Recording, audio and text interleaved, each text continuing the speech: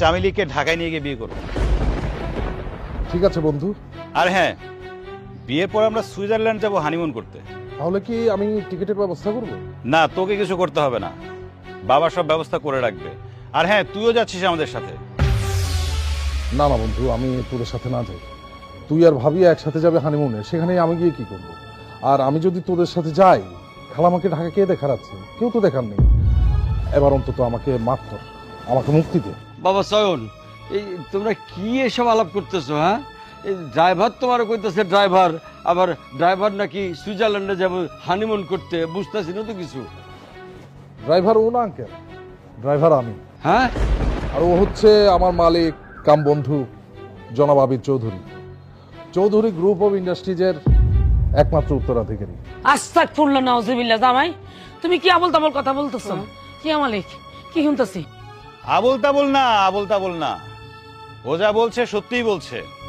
হ্যাঁ, আপনাদের এখানে আসার আগে একটু প্ল্যানটা চেঞ্জ করেছি। হ্যাঁ, আমি ড্রাইভার সেজেছি আর আমার বন্ধু মালিক সেজেছে। না না না, এটা তো হইতে পারে না, এটা চিটিং। কোনটা চিটিং? আমি ড্রাইভার সাজা, নাকি বাড়ির মালিককে বাড়ি থেকে বের করে দিয়ে তার মেয়েকে কাজের মেয়ে বানানো, এইটা চিটিং? কি বলতে চাইতেছো তুমি? আজ থেকে 20 বছর আগে ওর বাবা মা মারা যায়। মারা যাওয়ার সময় আপনাদের হাতে ওকে দিয়ে গেছিল। আপনারা কি করলেন?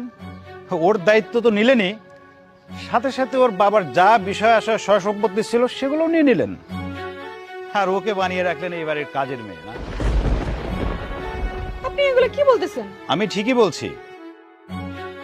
আসলে আমার বাবাই আমাকে এখানে পাঠিয়েছে। এই মানুষটা আমার বাবার বন্ধু না, আমার বাবার বেস্ট ফ্রেন্ড ছিল আপনার বাবা। আমার বাবা আপনার বাবার বন্ধু ছিল? জানেন, আমার বাবা এখনো আপনার বাবাকে মনে করে, অনেক মিস করে, মাঝে মধ্যে আপনার বাবার কথা বলে। আমার বাবা জানতো না যে আপনার এই অবস্থা। কিছুদিন আগে আমার বাবা জেনেছে আপনাকে এই বাড়িতে এনারা কাজের মেয়ে বানিয়ে রেখেছে।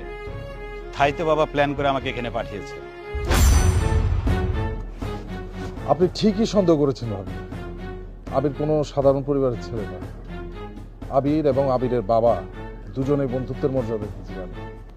এই যে আমি আবিরের বন্ধু। আমার মা আবিরের বাসায় কাজ করত। আমার মা মারা যাওয়ার পর আব্বাজান মানে আবিরের বাবা আমাকে কোলে পিঠে করে মানুষ করেছেন, আমাকে পড়াশোনা করিয়েছেন, মানুষের মতো মানুষ করেছেন।